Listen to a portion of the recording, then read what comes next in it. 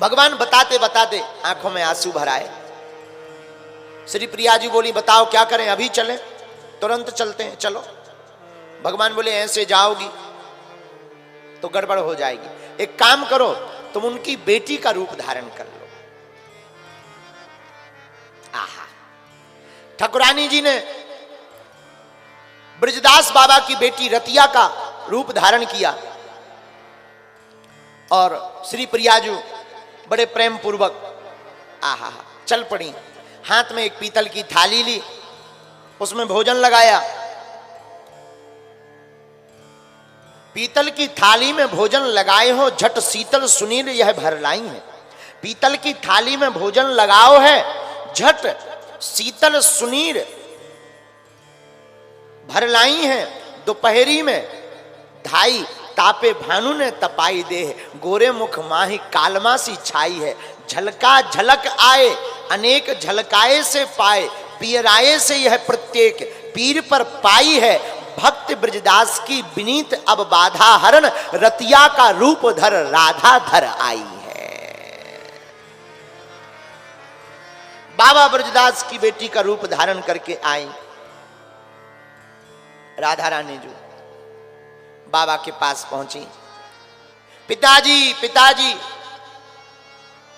पिता पिता बोलन लगी प्रिय पुत्री की भांत, चातक के मुख में पड़ी मनहु नक्षत्र सुस्वाद।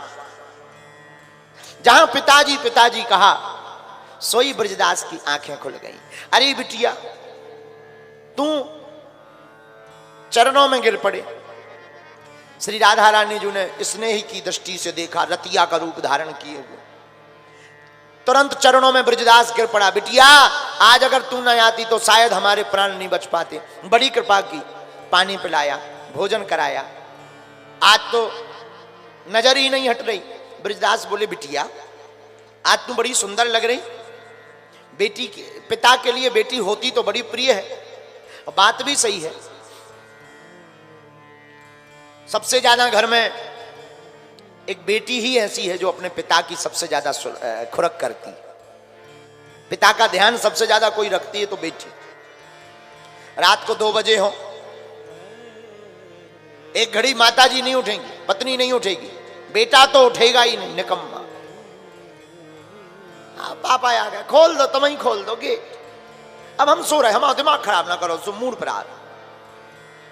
ऐसी बातें करके। लेकिन बिटिया कितनी भी थकी हो, बुखार में हो, बीमार हो, बेटी तुरंत जाएगी, झट से दरवाजा खोलेगी। पापा पापा पापा आ गए, पिताजी आ गए, आओ पिता, आप बैठो, बीमार है, आप बैठो पिताजी, हम रोटी बना देते हैं। बेटी का मोह पिता के प्रति बहुत होता है, और पिता का भी बिटिया के प्रति बहुत मोह होता है। हम तो देखते रहते हैं,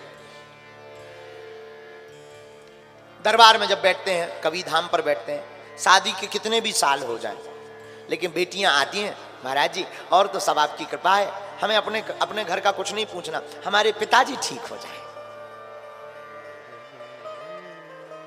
बल्कि ये धर्म पुत्रों का है, लेकिन ये धर्म बेटियां निभाती हैं। धन्य है हमारा भारत, भारत की बेटियों को इसलिए दुर्गा कहा जाता है। बेटियां जिसके घर आती हैं उसके घर खुशियां छा जाती हैं। बेटियां, पुत्र तो केवल एक कुल का नाम रोशन करते हैं, लेकिन बेटियां तो दोनों कुलों का उद्धार करती हैं। हमारा मानना है, हम आप लोगों से भी प्रार्थना करेंगे। हम लोग बहुत बड़ी गड़बड़ करते हैं और गलती करते हैं। बहू को तो लाते हैं, लेकिन कई बार छोटी मोटी बातों पर बहू के माता पिता को सुनाने लगते हैं। हमारी प्रार्थना है, कभी भी हो, किसी के भी माता पिता की अवहेलना मत करना, क्योंकि अपने सबसे प्राणों का टुकड़ा, जिगर का टुकड़ा कोई दान में देता है तो वो बाप होता है जो अपनी फूल सी बिटिया को दान में दे देता है। आप कभी विचार करना, आत्ममंथन करना कि 20 साल जिसके घर में बिटिया चहचहाती रही हो, खेलती रही हो, जिस आंगन में कूदती रही हो, जिसकी प्रत्येक दीवार से उसकी याद जुड़ी हो, घर की एक एक ईंट जिससे बोल करके बात करती हो, और उस बेटिया को एक ही रात में बाप अपने कलेजे पर पत्थर रख करके विदा कर देता है,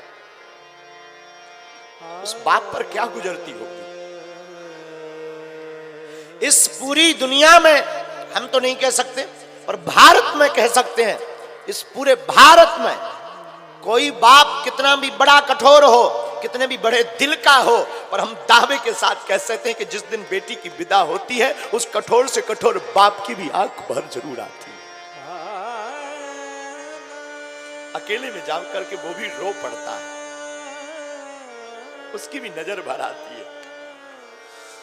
कितना भी कठोर हो, जब बेटी जाती है ना, विदा होती है ना, वो भी फूट पड़ता, बिखर जाता है।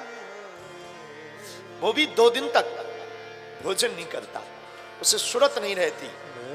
बेटी के सामने जरूर वो मन मार करके मुस्कुराएगा, कितना भी कठोर बाप हो पूरी दुनिया का, कितना भी कठोर बाप, लेकिन जब बेटी की विदा होती है तब उस बाप से पूछना उसका दिल कितना बिखर जाता है। इसलिए हमारी प्रार्थना है आप सबसे, सागर के वासियों से प्रार्थना करते हैं, अपने घर में महाभारत मत करना।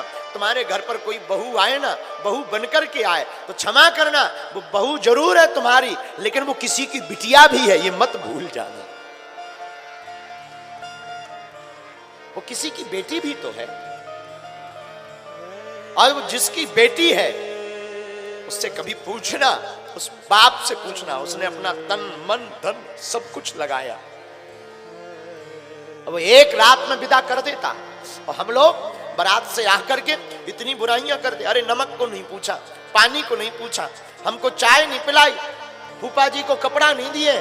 अरे ये तो सब हाथ का मैल है, खाना पीना तो ये सब साफ चलता रहेगा। होटलों में जाकर के तुम सर्विस ले सकते हो, बहुत अच्छी सर्विस ले सकते हो 100 रुपया खर्च करके, लेकिन हम तुमसे प्रार्थना करना चाहते हैं हाथ जोड़कर, उस बाप के बारे में कभी तुम कल्पना करना जिस बाप ने अपनी बेटी के विवाह के लिए 1 साल पहले से सोना छोड़ दिया हो, जूता खरीदना छोड़ दिए हो, कपड़ा खरीदना छोड़ दिया हो कि हमारी बेटी की विदा में कोई कमी ना रह जाए। हम कपड़े नहीं लेंगे पर हमारी बिटिया के आने वाले रिश्तेदारों को कोई कमी नहीं होने देंगे।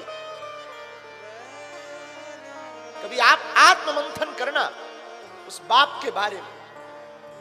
वो 1 साल पहले से नहीं सोता है,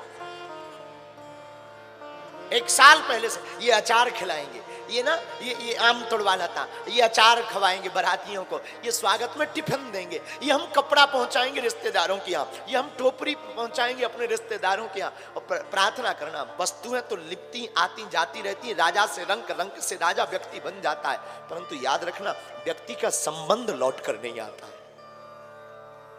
इसलिए नाता को भुनाना, नाता को बनाना।